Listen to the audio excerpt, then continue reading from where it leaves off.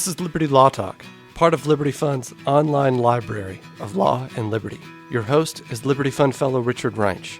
Our web address is libertylawsite.org, where you can subscribe, comment, find other episodes and links related to today's conversation. Our email address is lal@libertyfund.org. Today we are discussing with John Tamny his new book, Popular Economics, What the Rolling Stones, Downton Abbey, and LeBron James Can Teach You About Economics. John is the editor of Real Clear Markets. He's the political economy editor at Forbes, and he's a senior economic advisor to Torador Research and Training.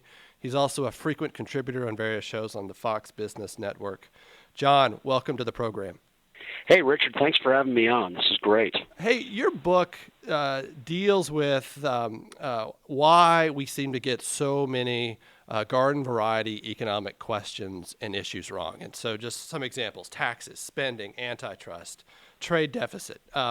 You kind of walk through, you provide contemporary examples to try and explain those. I mean, in certain ways, your book is kind of like a much updated version of Henry Hazlitt's famous book, Economics in One Lesson. But why do Americans keep getting basic economic judgments wrong? To what do you attribute that?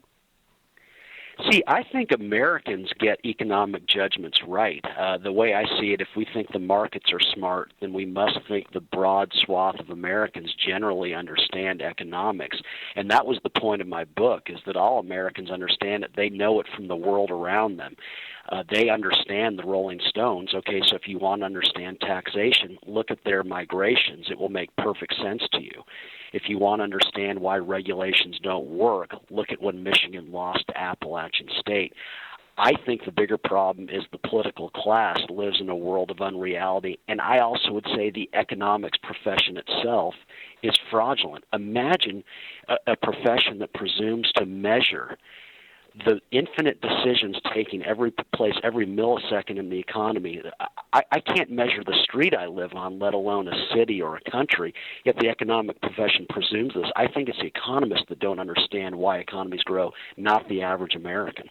Now, and I say when I ask that question, and I presume a large measure you wrote this book to say, no, you actually do understand a lot of economic issues and concepts, but you just don't really articulate it to yourself, or you haven't really thought through all of the ways in which you do understand it. And here's some kind of examples. But when I think about economic ignorance in the population, it's vast concerns over wealth inequality and belief that somehow there's a role for the government to step in that regard. Trade deficits is something you talk a lot about. Americans seem very much concerned that America is losing some sort of trade war. Things like that. I mean, just sort of those sorts of problems. And I look at it too. It seems to me there's a whole other problem. We can get into this maybe, of just democracy itself and a leveling or a jealousy or an envy issue over inequality, leading people to prefer economic growth or to prefer government being more heavily involved in the economy and not realizing how that shuts avenues off for growth. Well, it's interesting. The inequality one is another interesting one, in that and so many economists will say, it's really dangerous for the economy, all this inequality, and this is going to set us back immeasurably. But look at what Americans do who are supposedly appalled by inequality. They made the late Steve Jobs a billionaire many times over because they loved, as he became more unequal relative to them, the gap in terms of lifestyle between the rich and poor in the U.S. shrunk. Americans nowadays have phones in their pockets that have email and TV on them. Americans love Amazon. They've made Jeff Bezos worth over $30 billion because they love that they have access to the world's plenty all at a click of a mouse. I think in a broader sense, Americans understand that an economy is just a collection of individuals. It's not a blob. And what do we do as individuals? We're constantly looking for the job that makes us most unequal relative to others, that we're best at. Americans have no problem that Peyton Manning is one of the best quarterbacks in the NFL. They don't think the NFL is weakened because Tom Brady is a better passer than Matt Schaub. Americans get it. It's economists, once again, and the politicians who listen to them who are utterly clueless to what we all intuitively understand. Yeah, no, it's interesting in this regard. I mean, listening recently to Timothy Carney, the journalist for the Washington Examiner, talk about research he's doing in political campaigns in the 2014 election, and certain Democratic candidates really hammering home a wealth inequality message. Well, first he says they hammered home women's inequality. That wasn't really seemed to be getting anywhere. A war on women theme in the last election, and then they started hammering wealth inequality. But that only seemed to work insofar as there was a tie to Americans working full time in the private sector don't have enough. They don't have enough, and Americans seem to be sympathetic to that. But overall, the class warfare thing didn't seem to be working. Carney suggested in this talk I listened to. But to the extent there was support for an increase in the minimum wage, it was really tied to it's wrong for Americans to work full time but not have what they need, which I guess sort of goes along in strange ways with what you're saying. Yeah, it does. All I'm saying, in addition to these other things, is that, oh my gosh, look at the world around us. Economic growth is so simple, and it's particularly simple in the United States. And so my book is arguing that we're the richest nation in the world, and it's a tragedy because we should be exponentially wealthier. And we would be if we just got the four basics to economic growth right. If you get taxes, regulation, trade, and monetary policy right, you have abundant economic growth. And so this is my way of saying, hey, all you Americans, no, by the way, all you people around the world, you know economic growth intimately by looking at the world around you. Nothing about it should confuse you. It's so plainly obvious. And if we get these four basics right, your living standard, your ability to do the kind of work that you want to do will improve substantially. So you're saying, so Americans get, we get Silicon Valley, we get that great American success story. And, interesting, I've thought it's interesting, no animus at all towards Silicon Valley from Americans for the gigantic wealth in that particular spot of the country and those particular industries, even after the surveillance crisis fiasco of a year ago, or when that was, Snowden released those files. No real turn against Silicon Valley, which to me says something significant. But I take it from your book, there's a lack of understanding of the policy conditions that have to be in place to get us to that growth. I think so. I think ultimately the electorate figures this out. They kind of fire people who violate these four basics to economic growth. Look at what happened. They fired the Republicans in 2006 when in many ways they were violating these four basics. When President Obama stepped over the line, the electorate voted for gridlock to make sure that these basics wouldn't be violated further. But I think overall, I think there is nervousness, particularly when the economy is weak, and it's weak because we're not following the four basics to growth. I think there is nervousness, and so they tend to lash out. They say, well, maybe this is a problem with China. China maybe is doing something that's hurting us. Well, obviously not. China's making us much better off. And so there is a tendency to lash out when things aren't right. But I think overall people get it, and my book is just a way of simplifying it. So you alluded to this briefly. Tell us about those fiscal conservatives, the legendary rock and roll band, the Rolling Stones. Well, if you want to understand taxes, the Rolling Stones are a good way to understand why high tax rates are so not conducive to economic growth.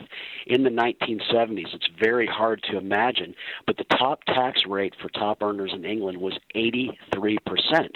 So as Keith Richards pointed out in his autobiography, he said that was the equivalent of being told to leave the country. And that's what the Rolling Stones did. They moved to France to make Exile on Main Street, one of their great all-time albums, and they finished the album in the United States.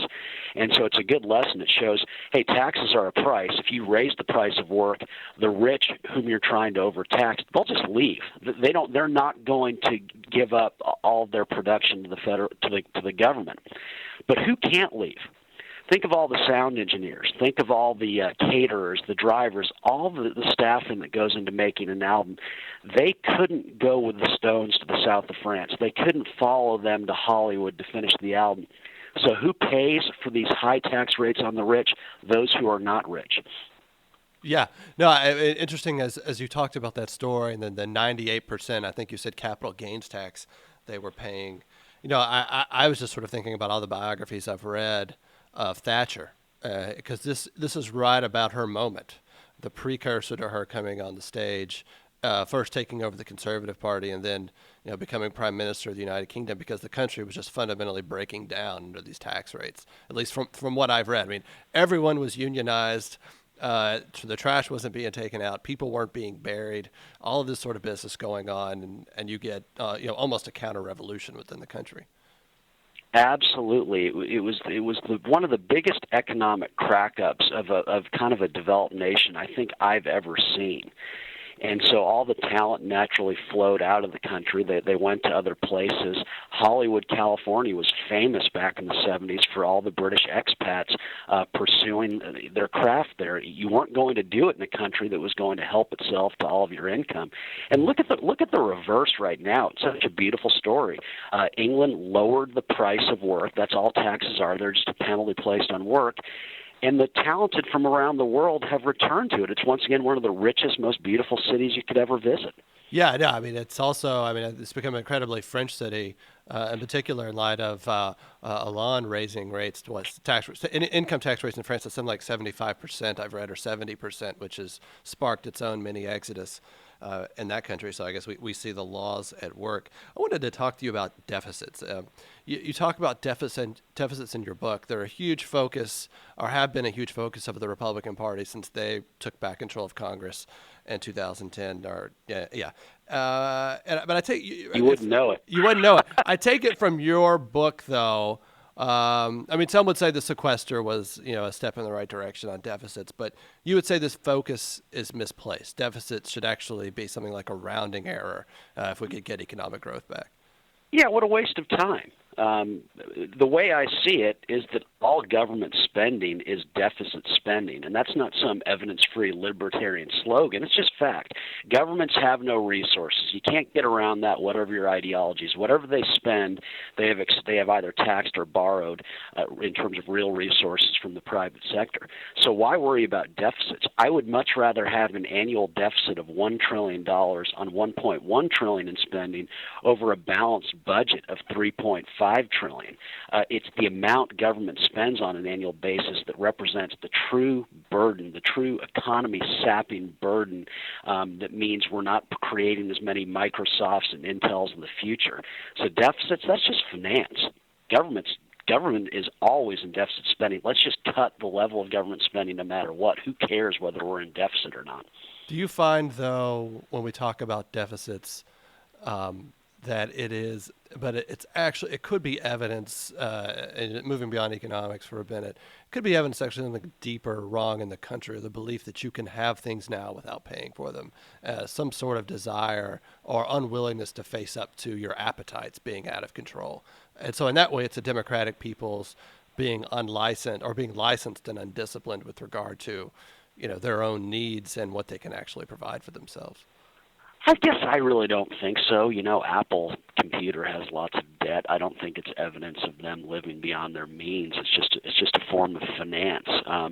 To me, once again, the problem is that government does too much. Whether they borrow that money or whether they tax it away, either way, limited resources are being extracted from the economy by government. That's what should worry us the most, because it represents what's not being done. It represents the Uber that never gets funding, the Microsoft that never gets funding, the interesting movie that we would love that would transform cinema that never gets made. That's what should concern us. That is to say, and you have a lot of examples in the book of companies that we value, films, forms of entertainment that matter to us. I mean, you talk about Jerry Jones buying the Dallas Cowboys, but all of this was actually at the time derided or criticized. They were criticized by their friends, compatriots, and they went ahead and did it on kind of a gamble because they had some extra capital. But these are the lost opportunities that we see with government spending, and also with just in general the way governments channel money into different industries through incentives, et cetera.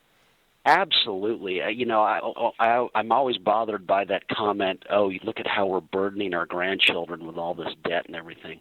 No. This burden is the here and now. All this government spending represents what was not done in the real economy. And that's the burden for future generations, is that we're handing over to them a much less evolved economy, a much less advanced economy, one that isn't as able to cure cancer, one that isn't as able and capable at transporting us around the world. I use in the book the movie The French Connection. Today it is a classic. At the time, it was very difficult. The maker of it was going all over Hollywood and getting doors slammed in the face. He couldn't get the movie made. What was eventually a Best Picture. These are experts about film. Well, luckily 20th Century Fox had a little bit of extra money in its account, and they made The French Connection. It won Best Picture. It transformed movie making. And so that's what we have to ask ourselves. Imagine if the government were taxing and borrowing less. All of the movies that would be made, all the albums that would be made, all the businesses that would be invested in that aren't now, we would be living lives exponentially better than what we do. Yeah, on just one question in thinking about capital gains tax rates and other taxes. I mean, it does seem that with Obama being in the White House, and even for a time, he had 2 years worth of large majorities. This seems firmly etched into the nation's consciousness and understanding. You can't raise tax rates to where they were prior to Reagan. Even though I think Obama coming into office, much as he wanted to be FDR 2.0, much as he thought the last 30 years had been fake or transparent growth or unfair growth, et cetera, he's just been limited in what he can do. I mean, not to say he hasn't done some things that are damaging, but he hasn't been able to roll back that sort of basic learning I think the American people received from in particular the Reagan period. Oh, I think you're absolutely right, and it's so important to remember when we all know people like this who say, oh, America's best days are behind it, we are on the decline, we're looking at France in the rearview mirror. Oh, my goodness. People haven't. Think back to what it was like in the 1970s when the top tax rate was 70%. The broad assumption, even among Republican economists, was that if you cut taxes, you were going to have major inflation, and it was actually going to set the economy back if we reduced the government's tax burden on the real economy. We are so far ahead. You're right. President Obama would never propose returning to 1970s tax rates. President Clinton didn't go near that. And it shows you in many ways why we should be so optimistic. In many ways, we've won this battle. Free markets and limited government have won. We've just got to make sure to protect our gains and add to them. Yeah, I mean, it's interesting. John McGinnis is one of the bloggers on our website, and he recently had a piece in the City Journal arguing that progressivism largely has run its course, and it knows this, so that's why it has to act. This actually is one way to think about Jonathan Gruber. Dishonesty is the only way, really, they could achieve any sort of significant progressive legislative goals. And in large measure, we think about FDR, LBJ. I mean, they had decade after decade, or term after term of large majorities. They could do what they wanted, but this has all sort of disappeared. I suppose then, though, that our problem is Americans affirm economic growth. They want to be a part of it. But all sorts of problems enter in. One idea is that, work is really what I hear so much of. I'm sure you hear. Interested to get your thoughts. Work has disappeared. Work has disappeared in particular for people moderately educated or, who do physical labor, physical work in particular for men. We've also heard this is behind the rates of decline in marriage, et cetera. And so we see that driving policy maybe in a certain direction, or the opportunity to drive it in a certain direction. How do you see that unfolding? In particular, maybe we should think about Tyler Cowen's recent book here. Well, I would first say, gosh, let's hope work has disappeared. Where it hasn't disappeared? In places like Bangladesh. Everyone has to work there. If we wanted to create jobs in the United States, that'd be the easy part. Let's just abolish the tractor, the ATM, and the computer, three of the biggest job destroyers in the history of the world, and lots of Americans would be working. They'd also be miserable. Their pay would be much less. Their ability to enjoy the fruits of life would be a great deal less. And so it's not always about job creation. Now, what do I think is at the heart of kind of a difficult job market? I think, to me, it's very simple. It is blindingly simple what took place. Remember in the 80s and 90s, two main presidents, Reagan and Clinton, they were for a strong dollar. Why does that matter? There are no companies and no jobs without investment first. You can't get around that truth. Well, so what are investors doing when they're investing? They are delaying consumption of dollars now, hoping to get them back in the future, a multiple of those. Well, so under Presidents Bush and Obama, the treasuries of both administrations have said very clearly, we are looking to devalue the dollar. And so they've told the very investors who drive job creation and company creation that if you are foolish enough to invest in the companies of the future and you actually get a return on your investment, it's going to come back in dollars that buy less. Is it any wonder that there's been a reduction in job opportunity under Presidents Bush and Obama? I don't think so at all. And it's the same way. Is it any wonder that jobs were abundant under Reagan and Clinton? Of course not. The dollar was strong, so investors had an incentive to invest in the ideas of the future. So now let me think. I mean, because when I hear that work has disappeared, and one common thought is free trade. Another common idea is capital has led to better technology. We need fewer workers, but we can have greater output, manufacturing output with fewer workers. And then Tyler Cowen, I think, has recently sort of stepped it up in his most recent book and thinking about digital technology and robotics. And as if to say, there really just isn't going to be a need for labor in the same way, unless it's incredibly skilled labor. We'll need that. But there will be a lot of people who will kind of live on a margin, but we have cheap places like Texas with cheap food and cheap land, and you can go there and be entertained by your endless screens, which will be affordable. I mean, seems to me that's a kind of a rough version of his argument, but I don't think it's too far off. So, what do you say to that? No, I know that is his argument, and I'll use a line from Hazlitt to say he once said it's incredible that even the ignorant believe something like that. The implicit in such an argument is that we've run out of ideas, that somehow there's just no ways to innovate. Well, as Hazlitt pointed out, we'll only have run out of ideas or low-hanging fruit, to steal a line from Cowen, if we get to a point where we have solved global poverty, where every advancement possible, every human want and need has been fulfilled by the marketplace. Well, I'm here to say we haven't come close to that. And so if you look at technology, what is economic growth in technology but a saving on labor?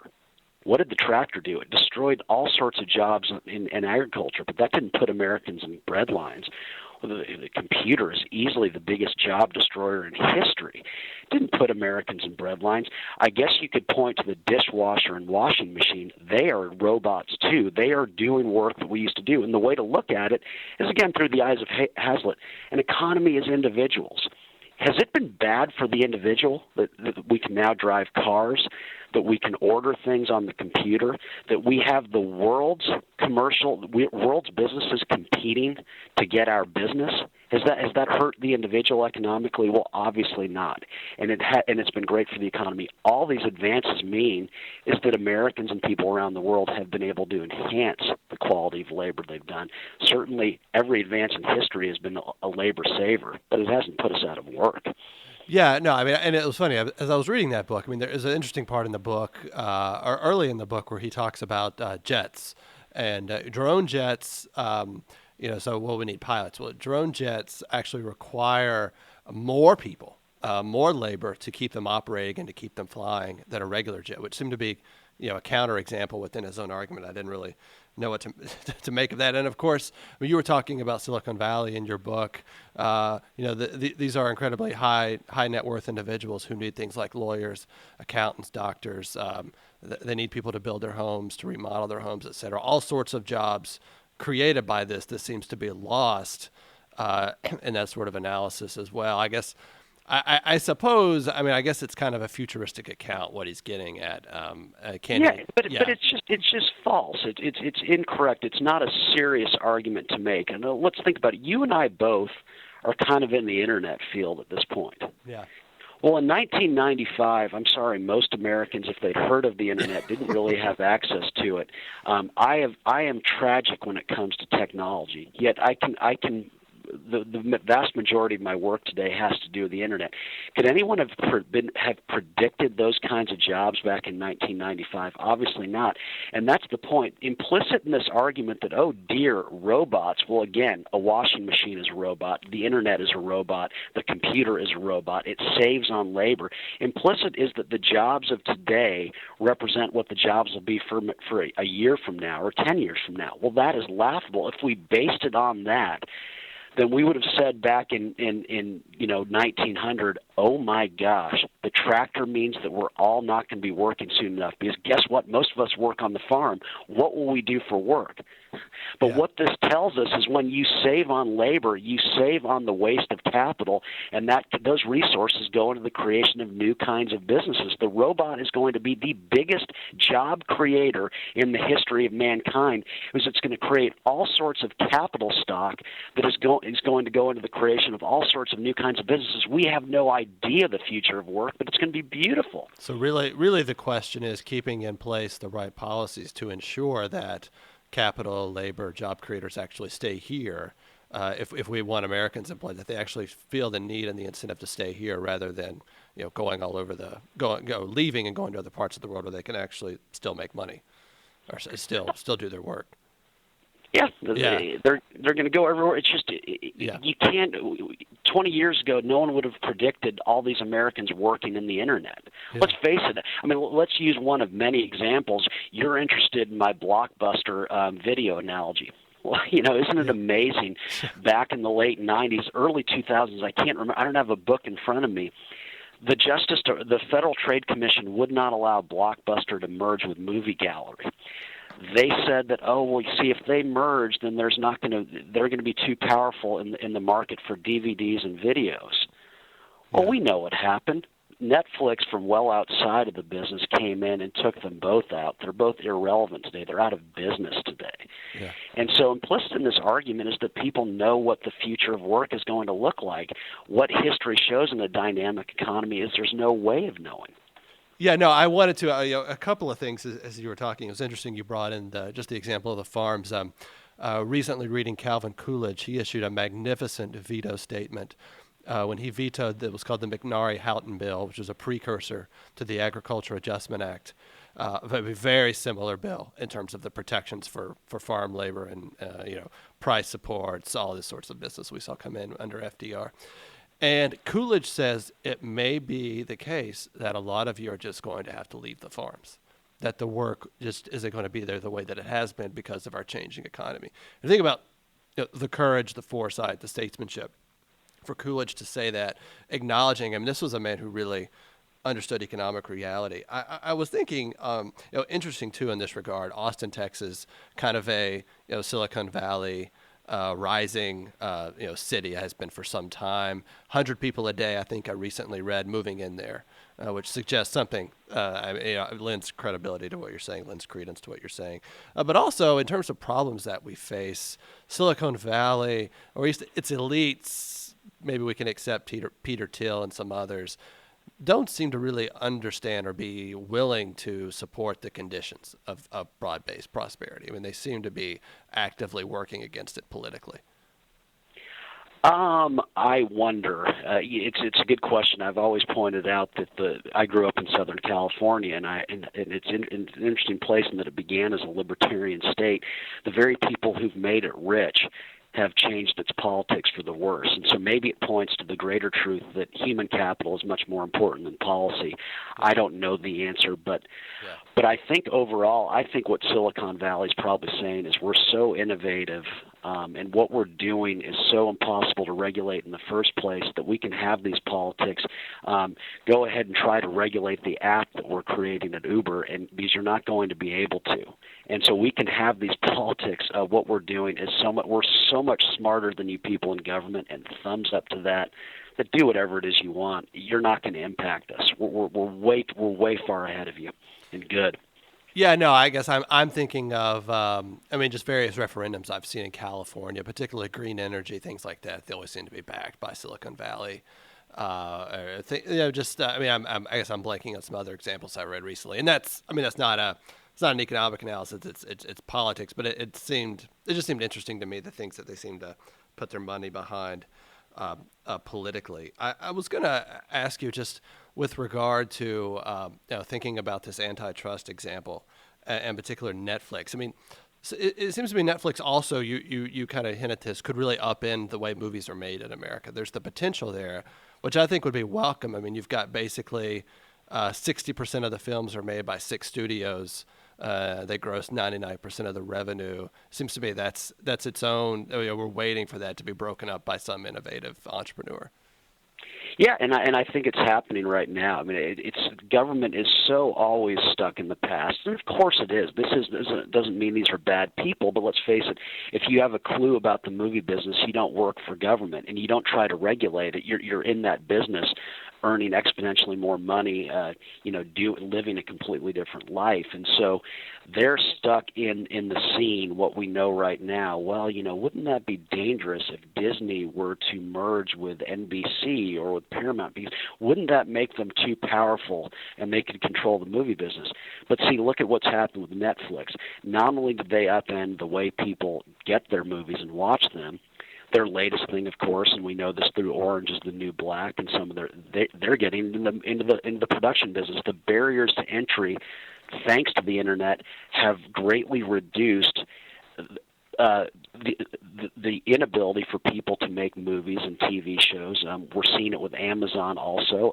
Something that began as a book delivery business is now actively getting into entertainment. Governments, meanwhile, stuck in the past, worried that ABC and NBC might merge together. Well, they may be made irrelevant by all this. Well, yeah, I mean, we're still right. We're still forced to buy these massive cable packages, and then there's people like me who just want to watch football, and yet I still feel the need, if I want to watch it live, real time, I've got to buy these massive cable packages, whereas it seems to me everything that's happening is breaking that out, but we're still impeded by government policies. And then we've got this net neutrality thing going on, which is utterly backwards and yet seems impossible to stop. And that's active bureaucrats, et cetera, doing their thing, which is what you're talking about in the book in large measure. Yeah, and I would say I think net neutrality, the very notion of it is tragic and awful. But notice how markets haven't been worried about it. They haven't even gotten worried when the FCC. Notice how Silicon Valley doesn't care. And I think the reason for it is, again, you FCC, you think you can regulate something as vast as the internet? Well, internet can come from anywhere, and let's remember also that just as Netflix upended the business of how we get our films and TV shows, if you want to try to create net neutrality, it will be a matter of time, probably a matter of weeks, not too long, before someone starts offering, quote, access to the internet from well outside the United States to get around all these barriers erected by government. I think that's why no one in Silicon Valley or the markets aren't worried. The FCC is so hopelessly behind the times, it's not going to mean anything. No, I haven't thought of that. I assumed that, the things that I've been reading, that Google was concerned about it. But I wasn't aware of these other alternatives. Sounds interesting. Just thinking broadly about the analysis in your book, though. So we have the free market thing. It seems to be working. The financial crisis of 2008, and you talk about devaluation. We've hinted at that earlier, but devaluation was the thing that most people, in trying to explain it after the fact, have missed. And we talk about that because I thought that was interesting. I'm familiar with it through Brian Dimitrovic, who you quote in the book, but I hadn't considered it recently, but it seems to have much more traction. Yeah, well, if you look throughout history, when governments seek a devaluation of their currency, there's always and everywhere a rush into hard assets, least vulnerable to the devaluation of the currency. And housing is one of these hedges against currency devaluation that you can actually live in. So if you look at post-World War I Germany, if you look at the U.S. and England in the 70s, they devalued the currency, and housing was easily the top asset class. It had nothing to do with interest rates. It has everything to do when you debauch the currency, housing's a safe place to be. And so that was the financial crisis back in the 2000s, is that suddenly there was this heavy rush into an asset called housing that won't make you more productive. It's not going to open up foreign markets. It's not going to lead to the next software that makes us more innovative or a cure for cancer. Housing is pure consumption. And notice how, as the housing market was booming during the Bush years, all the polling data said the electorate was very unhappy with the economy. Well, of course they were. This stimulation of the consumption of the housing market meant that there was very little or a reduction of investment in the companies of the future and investment in these companies that would create jobs to employ people. It was a disaster for the economy. And so it was no crisis when housing started to correct. That was healthy. The problem was the Bush administration and Bernanke Fed intervened and created a financial crisis. So with the devaluation, are you saying, was this coming from moves Greenspan made after 2001, trying to inflate us out of kind of the doldrums we were in at that point? I don't think so. I think it tends to be, look, presidents get the dollar they want. The dollar is a Treasury phenomenon. Reagan and Clinton wanted a strong dollar. They communicated it through their Treasury. They got it. President Bush from day one made it clear he wanted a weak dollar. That was communicated through the Treasury, and housing was logically a safe asset class to put money in amid the dollar's devaluation. You certainly weren't going to invest in the next Google during that time. Why would you do that? Odds are your investment's not going to make any money in the first place. But even if you do, even if your investment does work out, these dollars are going to come back greatly devalued. There is no reason to invest in the wealth of the future during the Bush years, and it showed up in slow economic growth. Great for housing, but that's not economic growth. So you would see the Fannie Mae, Freddie Mac common explanation, particularly amongst our friends, as being kind of like several consequences down the track, not the most important. Yeah. In effect, a regulatory response to a much more primary fundamental move that had been made, namely the currency. Yeah. Look, I think we should abolish Fannie Mae and Freddie Mac yesterday. I think we should get rid of the mortgage interest deduction. I think we should get the government out of housing altogether. I can't think of something more anti-freedom and also anti-growth than the federal government stimulating housing. Yeah. But let's remember, housing boomed globally. It boomed in places like Canada, where it's very hard to attain a home loan. It boomed in England, where they got rid of the mortgage interest deduction in the 1980s. The big driver of this slow growth rush into housing was a cheap dollar. With the dollar decline in value, currencies around the world did, and that explains why there was a global slow growth rush into housing that robbed us of enormous amounts of economic growth. The correction came in 2008. It was supposed to be beautiful, but the Bush administration and Bernanke Fed instead decided to save Bear Stearns from its mistakes, and in doing so, they created a financial crisis. Failure is beautiful in a capitalist economy, and when the economy was robbed of failure, a crisis was created. So, in thinking about inflation not emerging with the policies we've had, with Fed policies that have been pursued since the financial crisis. A big question. Is that because of a policy change that is rarely discussed? Member banks can park their reserves at the Fed and get excess interest on those, which they've judged more advantageous than actually putting them in the market. Is that the reason why we haven't seen sort of a runaway inflation? Or why has the Fed policy move seemed to many people to make sense over the last 6 years? Well, inflation is a weak, devalued currency. So the inflation was the housing boom because that was the result of a much cheaper dollar. Look, we can measure the CPI however we want to do it, but the inflation had already taken place, and that's why the economy was growing so slowly. That's why housing was doing so well during the Bush years. If you want to look at what the Fed's doing now, the interest it's paying on reserves is how it conducts the tragedy that is quantitative easing. Now, let's think about what quantitative easing is. It's the process whereby the Fed has borrowed $4 trillion from the banks and then reinvested them in treasuries and in mortgages. Now, let's think about this for a second.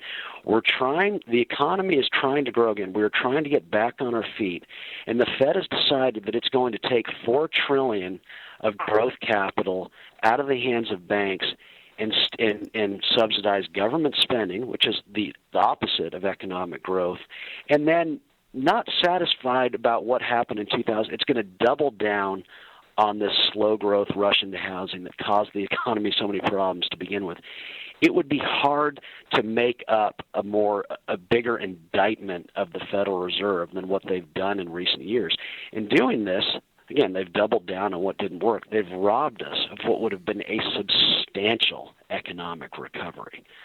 It's scary how good the economy would be today, but for the Federal Reserve pulling $4 trillion out of the economy and trying to invest it. I suppose that analysis adds even more humor to Chairman or Chairperson Yellen, who was in the news just this week, really concerned about inequality. Somehow the Fed now has a mandate to fight economic inequality in the country with their policies, which is truly frightening if we consider this body to be independent nominally and set apart from the rest of from government accountability. Well, yeah, no, it's an interesting thing there. The Fed shouldn't exist, and that's not some crazy knuckle dragging argument. There's just no reason to have a lender of last resort. The private markets would do it much better. But the idea that the Fed would want to involve itself in inequality, wait a second, inequality is a beautiful thing. Inequality is the path whereby we as individuals, and that's all an economy is, pursue the things that we are best at. But in order for inequality to flower, whereby people get rich, you've got to have an efficient allocation of capital to these best ideas. And so the Fed has been a disaster. It's reduced inequality simply because it's tried to allocate $4 trillion. Not enough of the talented in this country have been getting access to the capital that would help them to be more unequal relative to others on the way to improving all of our lives, precisely because the Fed has decided that it is better at allocating capital than the marketplace itself. On this question, I mean, just briefly, seems to me also the Fed, the problem as well working is the Fed itself changed from a decentralized structure, designed to focus on a nationwide system of banks that would deliberate their policies to now being incredibly centralized and controlled, in effect from Washington. And I wonder how that plays in. I mean, you could have, Alan Melzer and others have talked about a different type of a Fed operating that without, the sort of one hand striking the entire economy the way it can now. It's hard to say. I still have never been given a credible answer why we need a Fed in the first place. You talk to anyone who's worked at a bank or runs a bank. If you have to go to the Fed as lender of last resort, that's a signal to the marketplace that you're out of business, that you're insolvent. So the Fed serves no purpose there. Let's face it, their credit is all over the economy. Banks could easily could go get credit if they needed it. They wouldn't need the Fed for that. The Fed also has charged itself, let's see, with keeping unemployment low. Well, the Fed can't do that. The Fed is supposed to keep the dollar stable, but in fact it isn't. That's the job of the Treasury. The Fed is supposed to watch over the banks. Oh, well, they did a really good job there. They were overseeing banks that ran into major trouble, and they were completely late to that party. And let's face it, if you know anything about banking or if you could predict the future health of banks, you'd be making billions in the private sector. You wouldn't be some salary man at the Fed. And so I've never been given a credible answer for why we need a Federal Reserve. And people try to use the 1930s and make the absurd argument that the Fed caused the Great Depression. The Fed had nothing to do with it. The Fed was the lender of last resort back then. It was only supposed to enter into the economy if interest rates went above 10%. They never did. And so the Fed acted perfectly back then. It wasn't supposed to do anything. And so I've never been given a good argument for why we need one, and I've yet to hear one. Yeah, no, my understanding of the history behind the formation of the Fed was heavily agricultural economy. And in some way there were, I guess the banks needed to lend money. People needed more money on the front end because they weren't going to be paid for their crops essentially until the end of a growing season.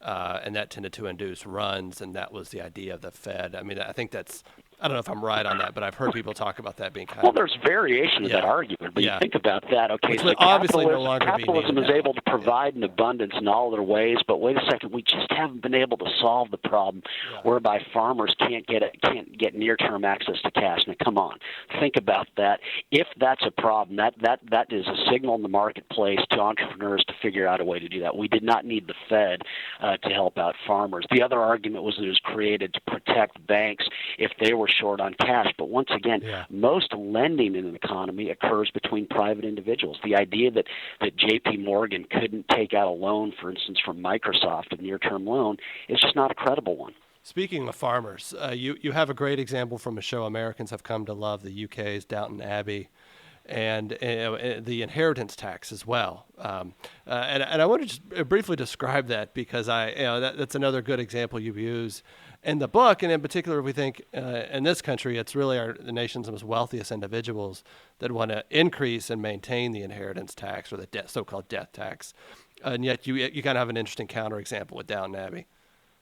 Well, Downton Abbey, all it does is you're looking at people who are very generous to the people who live on their estate and who help set them up in business. But Downton Abbey, they're constantly trying to save their estate from the government as though politicians would be better at allocating it.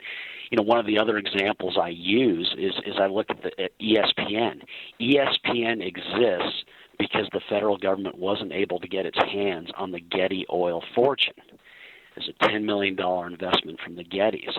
Now, the question is, people would say, well, they had billions. Shouldn't the government at least take half? But that's the point. You want the rich to have as much of their wealth as possible because they have no choice but to invest it or put it in the bank. And you're far more willing to take risks with money, and ESPN was a major risk. It was a joke back in the 1970s. You're more willing to take these kinds of risks if you've got lots of money to do it. And so we want more ESPNs. That's why we want to leave estates intact. John, thank you so much for your time. The book is Popular Economics. We've been talking with the author, John Tamny. Thank you for that robust interview on the subject of economics for our listeners. I really appreciate it. Thank you. Hey, thanks for having me on. This is your host, Richard Greinch, and you have been listening to a podcast that can be found at libertylawsite.org, where you can subscribe, comment, and find other episodes and links related to today's conversation. Our email address is lal@libertyfund.org.